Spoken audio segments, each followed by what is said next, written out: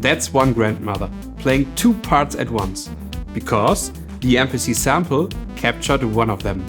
And you can do this with almost any synth, using just two cables. And here's how it works. Let's start with audio, because that's the simple one. Synth output into the MPC sample's input. That's all it takes to sample or record anything the synth does. And MIDI's next. Plug your cable from the MPC sample's MIDI out into the synth's MIDI in. And now the pads configure the synth. But here's the thing.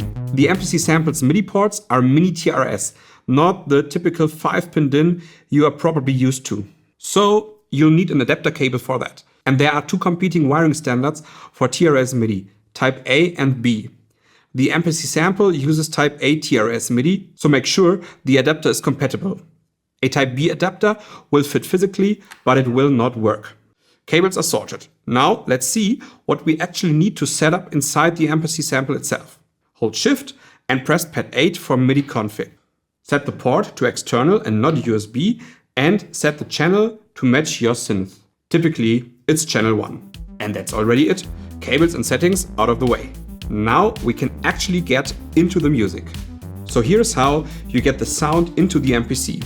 Press sample record, then choose the correct rear input as the source, and the K3 knob allows you to set a threshold. So I don't have to play and hit record at exactly the same time. Tap an empty pad to arm the recording. Now I'll play 5 notes with a little space between them. Then I press the pad again, go out of the sample record mode, and then I press chop and use threshold mode again. The MPC detects the start of each note and spreads the 5 slices across the first 5 pads. Those are the 5 notes I played on the Grandmother, but now I can rearrange them directly from the pads.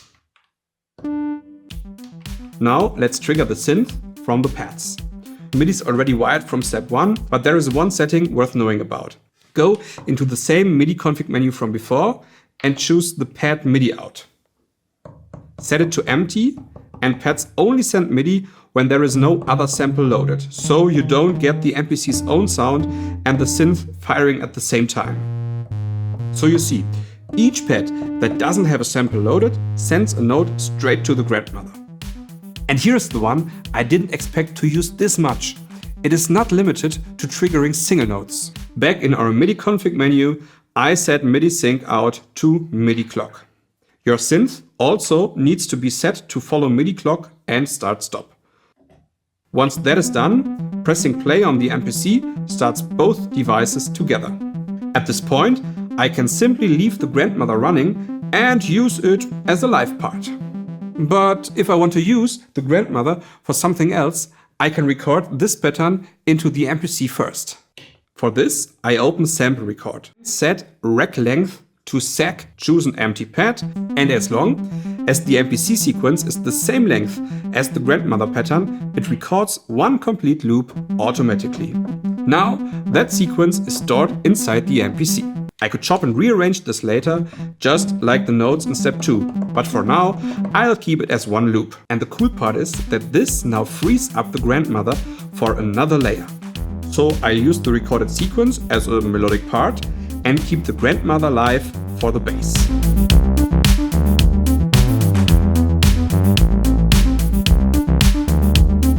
So that's the whole setup.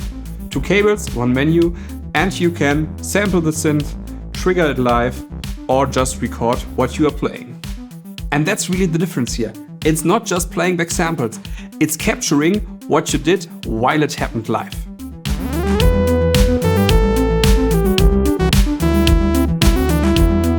So just try it with whatever synth you already got on your desk. The wiring is always the same. And if MIDI doesn't respond right away, it is almost always the TRS cable standard. Make sure you have a Type A adapter. And now I'm very curious which synth you've paired with the MPC sample. Let me know in the comments. And if this was helpful, stick around. More MPC content is coming in the next weeks. Until then, thanks for watching and make more music. Bye.